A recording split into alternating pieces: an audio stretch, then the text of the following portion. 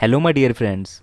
In this video, I will be covering all the vocabulary questions that were asked in UPSC Civil Services Examination, popularly known as IAS Examination 2019, and also UPSC CAPF Assistant Commandant Examination 2019. If you want a PDF file for this video or any other video, you can join our Telegram group. And if you want more videos like this, please like, share, and subscribe. So let's begin. First idiom is go berserk. सबसे पहले जानते हैं berserk क्या होता है। Berserk हम बोलते हैं वॉरियर्स को, जो काफ़ी अच्छे वॉरियर्स होते हैं, जो काफ़ी अच्छे से लड़ते हैं युद्ध में, उनको बिजर्क बोलते हैं।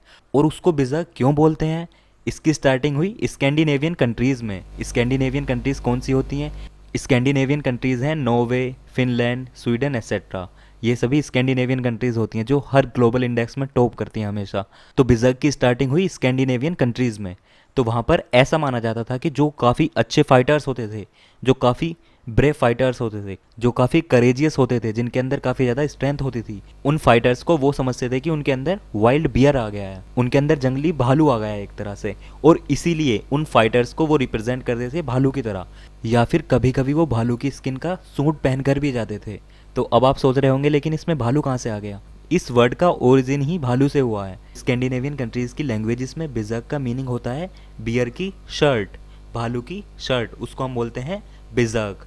तो उसी से इसका ओरिजिन हुआ। तो वहाँ पर जो लोग थे वो ब्रेव फाइटर्स को, ब्रेव वॉरियर्स को भालू की तरह देखते थे कि ये वॉरियर इतना ब्रेव है कि ये एकदम जंगली भालू की तरह लड़ रहा है, तो ये बिजर्क फाइटर है, मतलब काफ़ी ब्रेव फाइटर है, एकदम पागलों की तरह, इधर उधर कुछ भी बिना देखे एकदम ब्रेवली पागलों की तरह लड़ रहा है। मतलब उसने अपने ऊपर से कंट्रोल खो दिया है लड़ते लड़ते। उन्हीं वॉरियर्स को स्कैंडिनेवियन कंट्रीज में बोला जाता था बिजर्क, क्योंकि उनको वो वाइल्ड बेयर से रिलेट कर कर देखते थे, तो इसीलिए उनको बिजर्क बोला जाने लगा। तो उसी से इसका ओरिजिन हुआ। सो गो berserk means to go crazy, एकदम कंट्रोल के बाहर हो जाना, स्पेशली इन एंगर, गुस्से में एकदम पागल हो जाना, मतलब काफ़ी गुस्सा हो जाना, एकदम कंट्रोल के बाहर हो जाना, उसको हम बोलते हैं गो बिजर्क, राइट। चलिए अब इसका एग्जाम्पल सेंटेंस देखते हैं।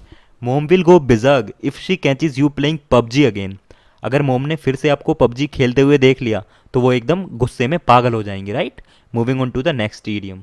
Next idiom is cut adrift. ये तो काफ़ी सिंपल है। सबसे पहले जानते हैं एड्रिफ्ट का क्या मीनिंग होता है। एड्रिफ्ट का मीनिंग ही होता है जब कोई बोट अपने कंट्रोल के बाहर चली जाती है। If a boat is adrift that means it is floating on the water without being controlled. बिना कंट्रोल के वो ऐसे ही तैर रही है बोट, तो उसको हम बोलते हैं वो बोट अड्रिफ्ट हो गई। तो कट एड्रिफ्ट ईडियम का भी मीनिंग होता है एकदम डिटैच्ड हो जाना, फ्री हो जाना, कंट्रोल के बाहर हो जाना, एकदम अलग हो जाना, उसी को हम बोलते हैं कट एड्रिफ्ट। या तो सेपरेट हो जाना या फिर एकदम फ्री हो जाना, उसको हम बोलते हैं कट एड्रिफ्ट। एग्जाम्पल सेंटेंस देखते हैं। I think it's about time that we cut adrift the enemies of the party. मुझे लगता है कि ये सिर्फ टाइम की ही बात है कि हम जो पार्टी के एनिमीज़ हैं उनको सेपरेट कर देते हैं, उनसे कट एड्रिफ्ट कर देते हैं, उनसे अलग हो जाते हैं, उनको फ्री कर देते हैं या उनसे सेपरेट हो जाते हैं, right. Moving on to the next idiom, at sea. ये मैं पहले भी करा चुका हूँ और ये एसएससी सीपीओ 2019 में भी पूछा गया था। एट सी का मतलब होता है कन्फ्यूज़ हो जाना, लॉस्ट हो जाना। जैसे हम सी में तैरते हैं और सी इतना बड़ा होता है कि हम कन्फ्यूज हो जाते हैं किधर जाना है, हर तरफ सी ही दिखाई देता है, तो उसी को हम बोलते हैं एट सी, मतलब एकदम कन्फ्यूज हो जाना। और दूसरा इसका ओरिजिन माना जाता है जब पहले शिप जाते थे इधर उधर, तो पहले तो कोई इंस्ट्रूमेंट होते नहीं थे डायरेक्शन देखने के लिए, तो शिप इधर उधर चले जाते थे, मतलब पता नहीं होता था कहाँ पर वो जाएंगे, तो वो भी अपनी डायरेक्शन खो देते थे, तो उसी को हम बोलते हैं एट सी, मतलब एकदम कन्फ्यूज होना। To be confuse, to be lost and bewildered, उसको हम बोलते हैं एट सी। चलिए अब इसका एग्जाम्पल सेंटेंस देखते हैं। When it comes to higher math John is totally at sea. जब बात हायर मैथमेटिक्स की आती है तो जॉन एकदम कंफ्यूज हो जाता है, right. Moving on to the next idiom, ins and out. ये भी एसएससी सीजीएल 2010 में पूछा जा चुका है और ये मैं करा चुका हूँ already.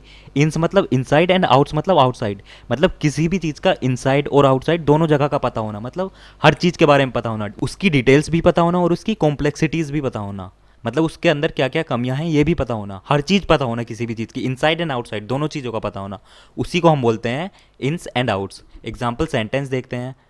I am not surprised he made such a stupid mistake. मैं बिल्कुल भी आश्चर्यचकित नहीं हूँ कि उसने इतनी बेवकूफ़ी वाली गलती की है।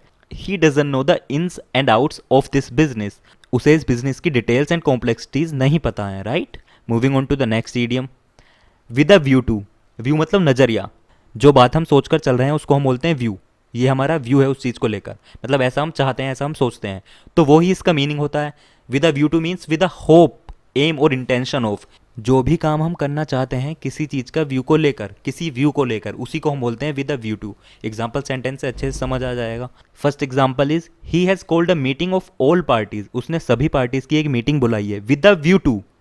विद अ व्यू टू मतलब इस इंटेंशन के साथ, ये सोचकर, forming a government, government form करने के लिए उसने ऑल पार्टीज की मीटिंग बुलाई है, राइट। चलिए एक और एग्जाम्पल देखते हैं। These measures have been taken with a view to, ये मेजर्स लिए गए हैं विद अ व्यू टू मतलब ये सोचकर, to increasing the company's profit, company का प्रॉफिट बढ़ाने के लिए ये वाले मेजर्स लिए गए हैं। With a view to means with the hope, aim और इंटेंशन ऑफ डूइंग समथिंग। ईडियम्स के अलावा पूछे गए थे make a sentence. So first word था डिसडेन। डिसडेन एक नाउन और वर्ब दोनों है। तो डिसडेन का मीनिंग होता है किसी भी चीज को पसंद नहीं करना, उसको ज्यादा इज्जत नहीं देना, अनवर्दी समझना। So disdain means unworthy of consideration और रिस्पेक्ट, डिसलाइक करना। एग्जाम्पल सेंटेंस देखते हैं, सेंटेंस बनाकर देखते हैं। Trump has previously shown disdain toward face coverings, Trump ने पहले डिसडेन मतलब डिसरिस्पेक्ट या डिसलाइक पसंद नहीं किया था, उसकी रिस्पेक्ट नहीं की थी। फेस कवरिंग की मतलब मास्क लगाने की, फेस कवरिंग मतलब मास्क या फेस पर कुछ लगाने की, पहले रिस्पेक्ट नहीं की थी ट्रंप ने।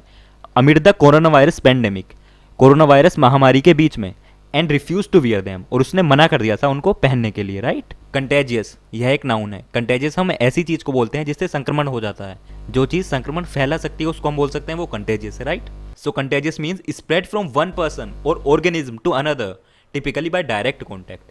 किसी भी चीज का एक पर्सन से दूसरे पर्सन में फैलना बाय डायरेक्ट कॉन्टैक्ट, टिपिकली उसको हम बोल सकते हैं वो कंटेजियस है, राइट। एग्जाम्पल सेंटेंस देखते हैं। Most people with corona virus who have symptoms, ज़्यादातर पीपल कोरोना वायरस के साथ जिनके सिम्टम्स हैं, जो सिम्टम्स शो कर रहे हैं, will no longer be contagious by 10 days, वो 10 दिन के बाद कंटेजियस नहीं रहेंगे।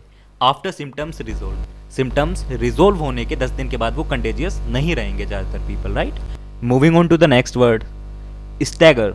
स्टैगर का मीनिंग होता है लड़खड़ाना।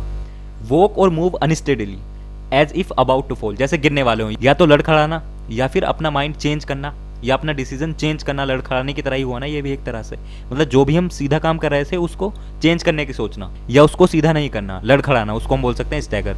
एग्जाम्पल सेंटेंस देखते हैं। When Bill was offered a higher salary, जब बिल को हायर सैलरी ऑफर की गई, he started to stagger on his decision to leave the firm, वो फर्म छोड़ने के डिसीजन पर लड़खड़ाने लगा, मतलब वो चेंज करने का सोचने लगा जब उसे हाई सैलरी ऑफर की गई, राइट। नेक्स्ट देखते हैं इंसुलर। इंसुलर का मतलब होता है सिर्फ अपनी ही बातों में इंटरेस्टेड रहना, सिर्फ अपनी ही कंट्री या कल्चर में इंटरेस्ट रहना या अपने ही आइडियाज़ को सोचना। जो बाहर के आइडियाज़ हैं उनकी रिस्पेक्ट नहीं करना, उनके बारे में पता नहीं होना, सिर्फ अपने ही आइडियाज़ में, अपनी ही चीज़ों में इंटरेस्टेड रहना, उसको हम बोलते हैं इंसुलर। यह एक एडजेक्टिव है। एग्जाम्पल सेंटेंस देखते हैं। एज अ गवर्नमेंट स्पाई, एक गवर्नमेंट का जासूस होने के नाते, I am insular by nature, मैं नेचर वाइज इंसुलर हूँ, मतलब खुद में ही रहता हूँ, सिर्फ अपनी ही चीज़ों के बारे में पता रहता है। And interact on a social level with very few people, और सोशल लेवल पर सिर्फ काफ़ी कम लोगों के साथ ही इंटरेक्ट करता हूँ, सिर्फ काफ़ी कम लोगों के साथ ही बातचीत करता हूँ, राइट। नेक्स्ट वर्ड देखते हैं डिडैक्टिक। यह भी एक एडजेक्टिव है। इसका मीनिंग होता है कुछ चीज़ पढ़ाना, एजुकेट करना, इंस्ट्रक्शन देना, एजुकेट करना एक तरह से, उसको हम बोलते हैं डिडैक्टिक। एग्जाम्पल सेंटेंस से और अच्छे से समझ आ जाएगा। Children's books possess a practical didactic purpose to instil a love for reading, जो बच्चों की किताबें हैं वो पजेस करती हैं एक प्रैक्टिकल डिडैक्टिक पर्पस, जिसका पर्पस कुछ सिखाना हो, कुछ टीच करना हो, कुछ एजुकेट करना हो। To instil a love for reading, उनके अंदर पढ़ाई के लिए, पढ़ने के लिए लव भरना, इंस्टिल करना, उनके अंदर वो चीज़ भरना, इंस्टिल करना, राइट। नेक्स्ट एग्जाम्पल देखते हैं। The purpose of the didactic presentation was to teach us all about the dangers of cigarette smoking, जो इस प्रेजेंटेशन का पर्पस था वो था कि हम सभी को सिगरेट स्मोकिंग के डेंजर्स के बारे में बताना, पढ़ाना, उनके बारे में टीच करना। तो इस तरह हम डिडैक्टिक वर्ड को यूज़ करते हैं। और सिगरेट वर्ड को लर्न करने का काफ़ी एक अच्छा तरीका है। आपने सिगार वर्ड तो सुना होगा, सिगार बड़ा वर्जन होता है एक तरह से सिगरेट का, राइट। तो किसी भी वर्ड के अगर बाद में एज अ सिफिक्स हम ई डबल टी यूज़ कर रहे हैं, मतलब उसका छोटा वर्जन, सो सिगार का छोटा वर्जन हो जाएगा सिगरेट, इसलिए हम सिगार के बाद ई डबल टी यूज़ कर लिया, इसका मीनिंग हो जाएगा सिगरेट, मतलब सिगार का छोटा version. That's how we can learn this word. Make a sentence के बाद पूछे गए थे एंटीनम्स, विलोम शब्द। तो ये तो काफ़ी ईजी वर्ड्स थे। फर्स्ट वर्ड था नोबल। नोबल कुछ भी ऐसा होता है जिसके अंदर अच्छी क्वालिटीज़ होती हैं, आउटस्टैंडिंग क्वालिटीज़ होती हैं, काफ़ी महान होता है, उसको हम बोलते हैं नोबल। इसके जस्ट ऑपोजिट हो जाएगा इग्नोबल, डिसऑनरेबल। नेक्स्ट वर्ड पूछा गया ऐसा लॉयल। लॉयल मतलब जो वफादार हो, जिस पर विश्वास किया जा सके, showing firm and constant support, trust वर्दी हो जो, उसको हम बोलते हैं लॉयल। इसके जस्ट ऑपोजिट हो जाएंगे डिसलॉयल, ट्रेचरस। ट्रेचरस भी बोलते हैं हम धोखा देने वाले को। नेक्स्ट वर्ड पूछा गया था स्ट्रेट। स्ट्रेट मतलब एकदम सीधा होना, उसको हम बोलते हैं straight. Extending uniformly in one direction only, उसको हम बोलते हैं स्ट्रेट। जस्ट ऑपोजिट हो सकता है जिगजैग, जेड की शेप वाला। वाइंडिंग, गोल गोल घूमना, उसको हम बोल सकते हैं स्ट्रेट का जस्ट ऑपोजिट, राइट। नेक्स्ट पूछा गया था पार्शियल। इसके दो मीनिंग हो सकते हैं। पहला मीनिंग हो सकता है इनकम्प्लीट होना, हाफ होना या इनकम्प्लीट होना, उसको हम बोल सकते हैं पार्शियल। जो कंप्लीट नहीं है वो है पार्शियल। और दूसरा इसका मीनिंग हो सकता है बाइज्ड, पक्षपात करना, किसी की साइड लेना, उसको भी हम बोल सकते हैं पार्शियल। तो जस्ट ऑपोजिट हो जाएगा इसका कंप्लीट होना, इनकम्प्लीट वाले का जस्ट ऑपोजिट हो जाएगा कंप्लीट होना, टोटल होना। और बाइज्ड का ऑपोजिट हो जाएगा अनबाइज्ड होना, कोई भी साइड नहीं लेना। इम्पार्शियल होना, उसको भी हम बोल सकते हैं किसी की साइड नहीं लेना, तो इसमें इम्पार्शियल कर सकते हैं हम। नेक्स्ट वर्ड पूछा गया था स्टेराइल। स्टेराइल का मतलब होता है जो उपजाऊ ना हो, जिसके अंदर से कुछ प्रोड्यूस ना किया जा सके। और अगर हम ह्यूमन के लिए यूज़ करें तो हम नपुंसक बोल सकते हैं। तो ये सभी स्टेराइल की मीनिंग हो सकते हैं। So sterile means not able to produce children और यंग, जो चिल्ड्रन और यंग प्रोड्यूस ना कर सके वो हो जाएगा स्टेराइल। और इसका जस्ट ऑपोजिट हो सकता है फर्टाइल या फिर फ्रूटफुल। चलिए अब वो सारे वोकेबुलरी क्वेश्चंस देखते हैं जो यूपीएससी सीएपीएफ असिस्टेंट कमांडेंट वाले एग्जाम में पूछे गए थे। फर्स्ट इडियम पूछा गया था ऑल एंड सन्ड्री। सबसे पहले जानते हैं सन्ड्री का क्या मीनिंग होता है। सन्ड्री का मीनिंग होता है जो भी छोटी छोटी चीज़ें हैं जो इंपॉर्टेंट नहीं है उनको हम बोलते हैं sundry. So all and sundry, सब और सन्ड्री मतलब सब कुछ होना, और प्लस सन्ड्री भी जो छोटी छोटी चीज़ें हैं वो भी होना, मतलब हर चीज़ होना, एवरीवन, उसको हम बोल सकते हैं ऑल एंड सन्ड्री। मतलब हर चीज़ को कवर करना, हर चीज़ को लेना, उसको हम बोल सकते हैं ऑल एंड सन्ड्री। तो इसीलिए ऑल एंड सन्ड्री का मीनिंग होता है एवरीवन। एग्जाम्पल सेंटेंस देखते हैं। I made tea for all and sundry at the office. मैंने ऑफिस में सभी के लिए टी बनाई थी, right. Making this news public would mean that all and sundry would know that our company is not doing well. इस news को public करने का मतलब होगा कि सभी लोगों को पता चल जाएगा कि हमारी कंपनी ज़्यादा अच्छा नहीं कर रही है, राइट। इस तरह हम इसको यूज़ कर सकते हैं। Moving on to the next idiom, iron out. तो इसका ओरिजिन तो काफ़ी इंटरेस्टिंग है। आपने प्रेस को देखा होगा, जिस तरह प्रेस किसी भी कपड़े को एकदम सीधा कर देती है, एकदम अच्छा कर देती है, चाहे उसमें कितनी भी प्रॉब्लम हो, कितना भी वो ऊपर नीचे हो, उसको सीधा कर देती है। तो उसी तरह इसका मीनिंग होता है। सो आयरन आउट मतलब होता है जो भी हमारे डिस्प्यूट्स हैं, जो भी हमारे डिफरेंसेस हैं, उनको खत्म कर देना, रिजोल्व कर देना। जो भी हमारी लड़ाई है उसको खत्म कर देना, एकदम सीधा कर देना उसको, उसी को हम बोलते हैं आयरन आउट करना। So iron out means to resolve और वर्क आउट अ सोल्यूशन, उसको हम बोलते हैं आयरन आउट करना। To make smooth like iron, एकदम अच्छा कर देना, किसी भी प्रॉब्लम को सोल्व कर देना, उसको हम बोलते हैं आयरन आउट करना। एग्जाम्पल सेंटेंस देखते हैं। They made to iron out the details of the contract. वो इस कॉन्ट्रैक्ट की डिटेल्स को सोल्व करने के लिए, रिजोल्व करने के लिए मिले थे, राइट। नेक्स्ट एग्जाम्पल हो सकता है the various groups had now manage to iron out their differences. जो वेरियस ग्रुप्स थे, जो अलग अलग प्रकार के ग्रुप्स थे, उन्होंने मैनेज कर लिया है अपनी प्रॉब्लम्स को, अपने डिफरेंसेस को आयरन आउट करने के लिए, रिजोल्व करने के लिए, राइट। इस तरह हम इसको यूज़ कर सकते हैं। Moving on to the next idiom, watch out. ये तो काफ़ी सिंपल है। वॉच का मतलब ही होता है देखना, तो वॉच आउट मतलब एकदम ध्यान से देखना, एकदम अलर्ट रहना, सतर्क रहना, विजिलेंट रहना, उसको हम बोलते हैं watch out, right. Example sentence देखते हैं। Watch out, you are going to hit the car. हम मतलब किसी को वॉर्न कर रहे हैं, देखो उधर, आप कार को हिट करने वाले हो, राइट। नेक्स्ट एग्जाम्पल हो सकता है you have to watch out because there are land mines all over the place. आपको काफ़ी देख कर चलना पड़ेगा, ध्यानपूर्वक, विजिलेंट रहना पड़ेगा, क्योंकि इस पूरी जगह पर लैंड माइन्स फैली हुई हैं, पैर रखते ही वो फट जाएंगे, राइट। इसलिए आपको वॉच आउट करना पड़ेगा, काफ़ी केयरफुल रहना पड़ेगा, अलर्ट रहना पड़ेगा, उसको हम बोलते हैं वॉच आउट। और इन तीन इडियम्स के अलावा पूछे गए थे दो वर्ड्स, इनका मीनिंग। फर्स्ट वर्ड था नॉन शैलेंट। नॉन शैलेंट का मीनिंग होता है बेपरवाह रहना, किसी भी चीज़ की ज़्यादा चिंता नहीं करना, एकदम काम रहना, एकदम शांतिपूर्वक रहना, उसको हम बोलते हैं नॉन शैलेंट। एग्जाम्पल सेंटेंस देखते हैं। Clark's mother is nonchalant about her role in her son's latest work. Clark की जो मदर है वो एकदम बेपरवाह हैं, वो मतलब एकदम काम है। किस चीज़ के बारे में वो नॉन शैलेंट हैं? उनके सन के लेटेस्ट वर्क में उनके खुद के रोल के बारे में वो एकदम नॉन शैलेंट है, राइट। एक और एग्जाम्पल देखते हैं।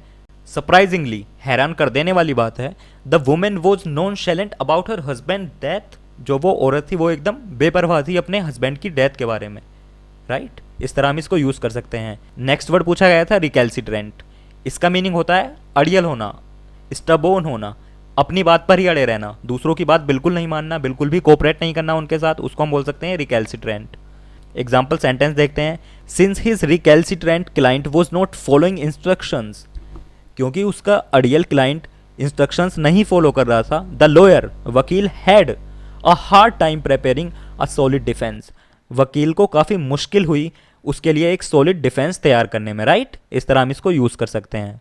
That's it for the day friends. Please share this video, subscribe to this channel and share your views in the comment box below. Thank you for watching. Jai Hind.